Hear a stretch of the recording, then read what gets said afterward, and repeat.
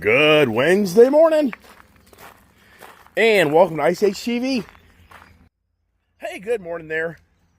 Good Wednesday morning to all those that watch my channel. Hope you're having a good morning, getting the day going. Wednesday, middle of the week. Is it already middle of the week? It is, as I wander over to the house to get the other dogs out. And look how green it is. So green, humid. Today's an overcast, rainy day, but it's very humid out. But I think the humidity goes away. We kind of get cool weather again. But the rains are here, which we really need. But the grass really is beautiful. And it'll just mean I need to cut more grass, which just gives me yet another thing to do. And all my things have nothing to do, right? You know, I sprayed all these weeds here a week ago. And man, it just seems like it's taking forever to kill it. But the glimmer of hope, it is going to kill it. It looks like it's starting to really set in. So hopefully I don't have to spray again. I hate using that damn chemical stuff. It'll about kill you. All right, let's get in the house and see the rowdy ones here. Sounds like the whole gang is present. They are. So let me take care of business. I'll be right back, everybody. Come on, you rugrats. Come on. Let's get over to the barn to get the morning going, get the routine going, so I can make my morning conversation, then get to work, and get cough and hack yet another day, everybody. Yeah, the coughing and hacking. Come on, Ginger, where are you going? Where's your little ass going? Get over here. Come on, puppies. We had a nice evening last night. Hanging out next to the fire. It was just a beautiful evening. I just love the fire pit. Right, so how are the dogs doing on the eating routine? They're doing great. I just think it's so classical how many people, I think, fall for the gig that if you're not spending $100 for a bag of dog food, you're not getting good dog food. But my dogs, they're just eating it all up. And I really do notice a difference on them crapping all day long. So what's that all about, everybody? I think that the other high-end companies deliberately make it where they crap more, so they're hungry more. Wouldn't it seem to make sense? It would to me, but I'm not the expert on this. But here's already 2 bowls. Has some food from last night. Well, let's get over these other 2 bowls. Let's see if Prince gets his little ass in here, his fat ass. All right, what do I got going on here? A lot, everybody. As always, it's always a challenge. So let's get the food there. This guy over here. Hey, Prince! As usual, Prince is late to the show. Prince the singer. Remember Prince the singer? Here, I'll see some more for you. The barrel is disappearing, everybody. For the naysayers out there, the non-believers that you gotta buy the high-end dog food, or otherwise your dogs are going to starve. Okay. Well, I don't know about that. But here we are. Come on, Prince. As usual. He's a no-show. So I don't really feel like chasing these guys around like he did yesterday. So I guess I'll just close the door. Got plenty of water. Filled that up yesterday. I love that water bucket. That is so much. You know, I'm figuring out as they get older how to try to make things more manageable. Just like eliminating that pan down there to go into that bucket, that is so much more useful. And then going to the big garbage can and putting all the dog food in the big garbage can, that helps out tremendously. I'm going to turn my fan on. And, you know, I went back here the other day. I did a whole video of me outsmarting the fan. And instead of mounting to a wall, I reused the pedestals. Like, how stupid could you be? You know, us humans, we just ain't right. I mean, we all think we're smart, but you're not. You're stupid. You are. You're stupid. I'm stupid. I'll admit it. I have no problem. Telling people I'm not the smartest guy of the bunch. Yeah, I'm dumb. Mankind's stupid. And it actually has some information on that to reaffirm that, just to show you how stupid you are. Yeah, you're your own worst enemy. Did you know that? You are your own worst enemy. Yes. So we'll talk about that in a second. But in the shop, as usual. Now, what's pretty cool about this fan I put in back here is just like this one.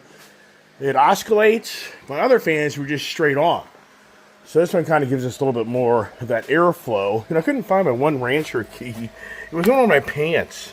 Telling the kids, like, where the hell did the key go? Has the little fluffy boy shown up? He has not shown up. So we'll just leave it at that. Yeah, so it's always about me trying to bring conversation in the morning. And it is very impressive. I do hear people really do like to listen to my morning video, even though I sometimes feel like it's just so lame. I mean, I really do. And you just kind of have like a guilt trip on you. Like, you're just talking to talk, but, is somebody actually really getting something out of this? And that's the thing. I try to bring content that maybe you can relate with it, and you can feel like you've experienced this, or you don't want to experience that. I'm sure maybe like, yeah, how ain't going to be that stupid? Go out and buy all these things he never even rides, but he has to pay for them all the time? Yeah, that's brilliant, buddy. You're a genius. Yeah, genius of being stupid as hell. I'll take that one all day long. Where's my trophy? I was at Adults Dodge last week. I made a whole video of me being in Sam's office talking about the car, the tariffs. It was just such a lame... I didn't post it. I had a good video of being in his office, yickety-yakking, talking. And one guy came in that's probably about my age, and Sam, who's the general manager of the dealerships there, the Subaru, Kia, and Dodge, Ram, Chrysler, Jeep. And so the guy came across the parking lot to ask Sam something. I was in the office. And so Sam looks at this guy and goes, hey, see this guy sitting right here? He had no idea who I am. He said, how many cars do you think this guy's bought? And he's like, what do you mean by that? It's like, how many cars do you think this guy has bought, like, in the last, few years or, whatever? And the guy's like, yeah, probably like one or two. Sam's like, no. He's like, it's like, how many cars do you think somebody can maybe buy? So the guy was just standing there, and Sam was really just pushing fuel in the fire. So they showed this guy's bought hundreds of cars, and he may have bought up to 700 cars. And actually, the guy's like, what are you, a wholesaler? I'm like, no. And so, but Sam then goes to me, wouldn't you be like in the Guinness Book of World Records? I say, I probably could be, but I'd have to have, I would have had to kept all my registrations for all my cars I bought all those years, because otherwise it's just me making a claim, and how do you prove the claim? I would never be able to prove that claim. It would be too difficult, too challenging. Now, could I make the claim I've bought hundreds of cars over the last, over the last 10 years? Could I say I've bought 200 or 300 cars? I could probably show that, for sure. Just on my YouTube channel in 5 years, I would say conservative, I've bought 100 cars. 20 cars a year, I think would be probably within reason. Could be off on that a little bit, but I'm talking about cars and trucks, not motorcycles and dirt bikes and tractors and lawnmowers. I'm talking and trailers. I'm talking about just cars in general. So that was kind of intriguing to hear Sam, like, man, you should be in the Guinness Book of... Yeah, what is that going to do for me? Is that going to pay me anything? No. Does it make my name known as the Iceman, the Ice Age guy? Yeah, so here's food for thought. And it's on X. You go to the media anymore, and I go to Wall Street Journal, Bloomberg. And I kind of look for content to see what's intriguing to read about. And of course, the everyday conversation right now, everyday conversation is about Donald Trump and the tariffs. And I don't want to talk about that. I'm just like, I'm sick of talking about that stuff, because everybody thinks that Donald Trump's going to save the world, and it's his way or the highway, which, don't get me wrong. I hope the best for our country. I really do. Sincerely, I do. I want the best for our country. So if anybody here thinks that I'm one of my subscribers says, oh, you start to sound like a liberal. Okay, well, you know what the running joke is right now? The GOP party, for the most part now, is a Democratic party. If you take the GOP party today and you go 30 years back, today's party, and you go 30 years back, borderline, it's the Democratic Party. It really is. So whether you realize it or not, you're a liberal in disguise. And there goes the kid. Now the question is, what does she do with... No, you just stay there. So this guy here is already very intrigued. So anyways, whatever. I don't care. Call me a liberal. I try to just look at things I try to be more like, hey, let's just kind of look at things instead of getting hell-bent that, I'm Mr. Trump supporter and whatever he says, that's the way it is. I'm not like that. I mean, I'm just not going to sell out to the politician. He's not going to do anything for me. He ain't going to come save my ass. So, but here's a food for thought, if you want to say that. In society, in our world, which do you think has created more issues to mankind? Communism or feminism? And I read about this morning. And it was very intriguing to read this article. So it took a poll on which has had more harmful effects on society, communism or feminism. You know, and my initial thought was, well, it's probably communism. Because it's total control. Oh, we got something going on here. Come here, Prince. I'll get him. Prince, I'll close it. I'll close it here. I got to close it. Don't do that. Okay, good. Okay, got you. Okay, good. So, anyways, so then I opened up the article, and the article showed in the vote that feminism was the majority of people's vote, and communism was a very small percentage of vote. So I was very intrigued. You know, of course, I was wrong, or am I wrong? I don't know. It's debatable on that. But here's the thing: what they say, communism. It's all speculation. They think that maybe 80 to 100 million people have been exterminated from communism in the last 100 years, or a little more than that, I should say. But you know, just take the 100-year mark. So then they say feminism. So just think about it. I just told you they think 80 to 100 million people have been eliminated through the communism, the regimes of the world, the wars, and the control of the societies. But they say feminism has actually killed 300 million people. Wow. Did you just hear that? So, and even that number is actually, they feel, if you took a 100-year run, many say that number is probably really not accurate. They think it's maybe 1 billion have perished and died. And when I say that, it kind of sounds foolish, but it's basically abortions. Feminism is all about the spike of abortions in society at the highest rate ever, and especially in the last 50 years of the growth, you know, of the movement of feminism. So I was like, wow, man, whoever thought of that the feminism in society today has driven to kill more, you know, call them babies, people, whatever, how you want to, like my dad says, little people, has killed off more than the militaries of the world. So the article is really, the gist of the article is that feminism is having a huge impact in society that's not good. It's actually bad, very bad, of where society's going, the ideology, the political, all the things that go with feminism, which has given the women more power than ever in modern times, that has driven abortions. And it's my body, my choice. And I thought to myself this morning, it's so incredible how political prisoners, in some ways, because if you're a politician and you're wanting to run for office, you're having to toe heel to those that want to put you in office for the agendas they want to accomplish. So you're a prisoner of your constituents getting elected.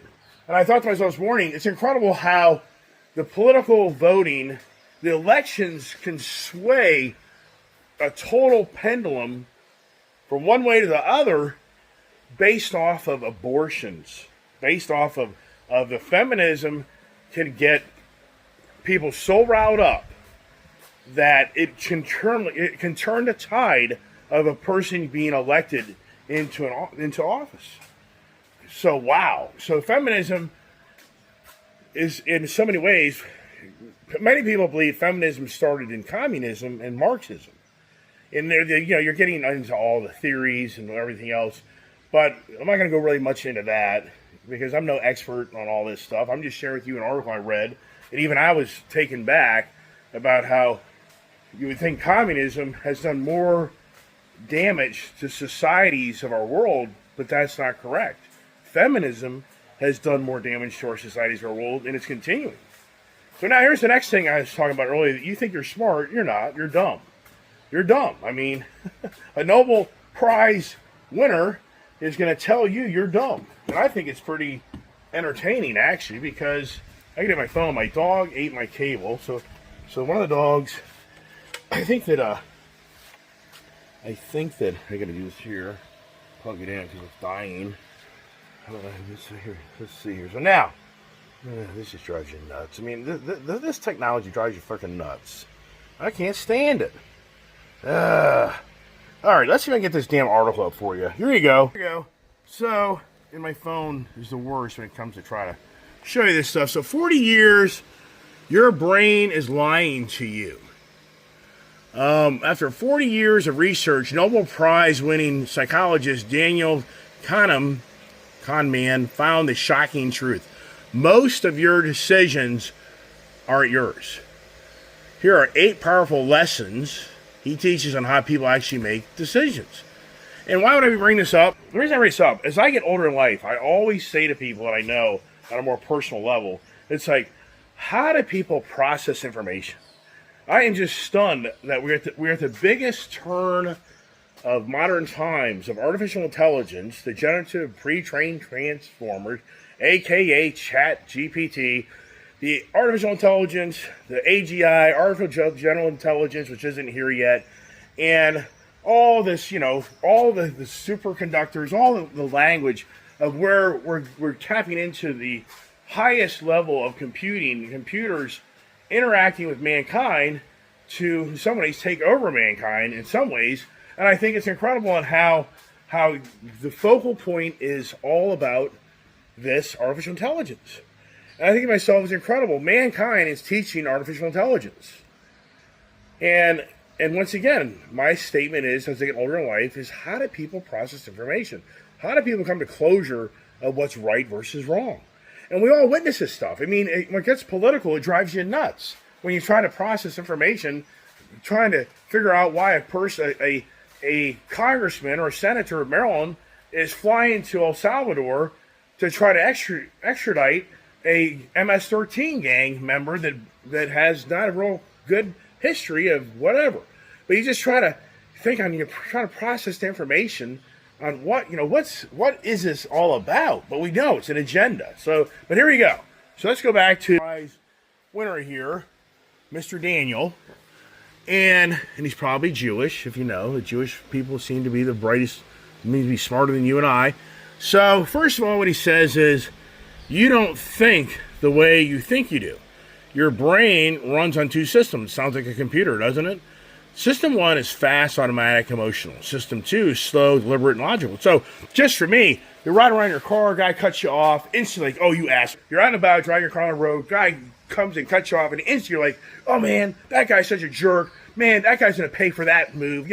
People get all riled up very quickly. Somebody says something, people get all riled up. You get around the liberal person, you start talking about Donald Trump, or you wear a MAGA hat, and instantly and so blah, blah, blah, right? So what he says is most of your decisions are made by System 1. Most people rationalize with System 2 after foolish decisions from System 1. Then your brain is lazy. Yeah, that's a big problem in society. People are lazy. They don't really read stuff. They're slow, deliberate. Thinking is reliable but exhausting. So your mind prefers to let fast, error-prone thinking run the show. This is great for dodging an oncoming car, but terrible for life-defining decisions. So to me, that's the person that watches Fox News, CNN, or MSNBC, and they see just a little blurt about, something that's opposite to their views, and instantly they take it and run with it, but never really researching what they just saw or read. That's a huge problem. I even see it on my own YouTube channel. People make comments, but it's like they never even actually listened to the whole thing or saw the whole thing. And I'm like, you're confused. You went on that fast mode of thinking. You're too lazy to take the time to figure out. So number 3, you are biased. I love it. So you are biased. Oh my gosh, is this a huge problem in our society?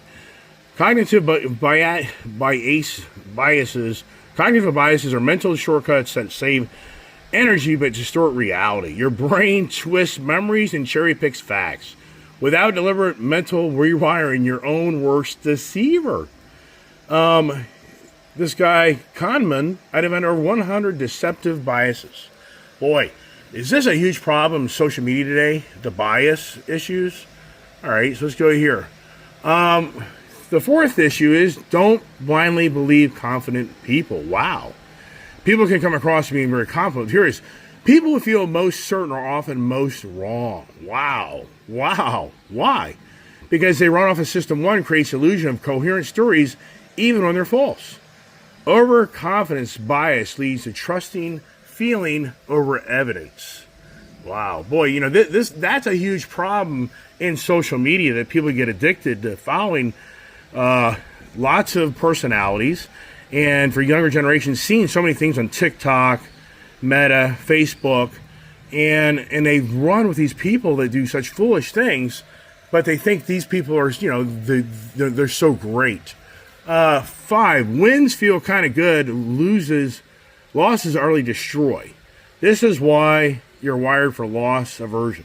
You'd rather stagnate than risk failure, not starting an online business to avoid rejection. The fear is why most people never truly live. Well, that isn't the truth. That is a huge problem. I mean, even for me in my own relationship, my own life with my wife, I'm a risk taker. But what people say is, you know, risk takers doesn't mean you're successful, which is true. It's so true. But I've always been the guy that's gone out on the limb to try to create something or do something that I have a passion for. And yes, I've failed numerous times. Now, other times I haven't failed. I've had success. So it's kind of I'm kind of like right now in my life's career, I have like 2 major wins and like 2 major losses. You know, do I get a third major loss before I get a third major win? So right now I'm like 2 for 2 on my batting average of just what that said. But most people won't do it. They're too scared this will be labeled, rejected. And that's what I hear from, you know, the embarrassment. Oh, don't talk about that. That's embarrassing. That's embarrassing. It's like, but everybody's family has problems. Everybody's family. Now, if you're going to convince me your family's all perfect, then you're not a family. Because you don't hang out with your family. Because every family has challenges. I mean, that's life. Now, if we didn't have family problems, why is this country falling apart with divorces and the highest rate of abortions and families that don't stay together? So how many people get together to eat together at nighttime and hang out with their kids? Not many. All right, 6, the truth behind conspiracy theories. Your brain likes to jump to conclusions with limited data. Here you go. This leads to conspiracy thinking, gambling addictions, and false confidence. Like seeing sinister plots and random events or betting big on a lucky streak. So, boy, if that isn't the damn truth, man, we witness that. So somebody can get something going, and on the political side, they can just run with it, and everybody seems just to follow them when they're just blind to what they're following. Who isn't seeing this in modern times, pandemic times? So the truth behind conspiracy theories. Wow. Yeah, your brain likes to jump to conclusions with limited data. Remember everybody's getting shut down? Being silenced back when COVID was out there and the vaccine was coming? Remember when people were being targeted and shut down? Borderline thrown in jail for you challenging if the vaccine really was what it was really safe, blah, blah, blah, blah, blah, blah, blah. And people were totally just terminated. I mean, radical. I mean, my channel has 1 strike against it just for what I just talked to you about. Right there. Right there. I have a 1 strike violation for me talking about the COVID, the vaccine, and the pandemic. And YouTube sent me a stern warning, you can't do this on social media. I can't talk about what I think happened during COVID. That's the facts. All right. Number 7, don't always trust your gut. Your intuition is your best guess based on past experiences. Most experts shaped and sharpened theirs through years of failure. Wow. But if you've not explored, lived, and learned, that your intuition might fail you. So that's, if you think it, you're better off taking the hard knocks and going through the struggles. You're off failing more than you are succeeding to learn how to be better. If you race a car and you never crash, you're not a race car driver. And if you ride a motorcycle and you've never crashed your motorcycle, you're not a motorcyclist. If you're an athlete and you haven't gotten injured in any activity or sports you've ever done, then you're not an athlete. If you're a very strong, driven person to go work somewhere and rise to a higher level, and you maybe get fired or released, then once again, it's all about you pushing yourself to the extreme. Well, what's going to happen is you're going to probably fail at something. But in the end, do you overcome all that? And do you win? And I think you do. That's the beauty, I think, of going through hardships is it makes you a stronger person. It's made me much stronger in my life to be who I am today. I've taken incredible hardships in my life. But it's how I handle them that's made the difference of who I am versus I've witnessed other people on how they can't handle hardships and they just totally lose it. They just lose it. They don't know how to process information, and it just all goes south. And it gets very confrontational, very physical, very violent. This is a major problem in our society. Let's go to people don't choose, they compare. Your decisions are shaped by persuasive framing.